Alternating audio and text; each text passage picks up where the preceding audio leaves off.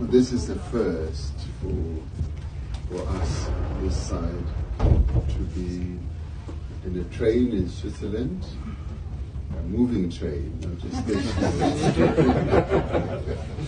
and having the opportunity to have breakfast on a train, but also to have interactions with people in government, Swiss government, as well as business leaders.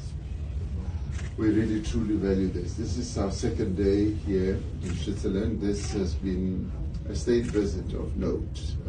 It's unprecedented for us to have this extended level of discussions and being exposed to the business community in the presence of the President and other officials in government.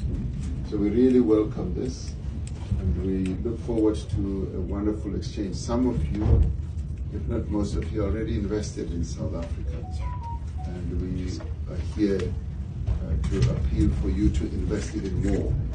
So don't think that this is a free train ride.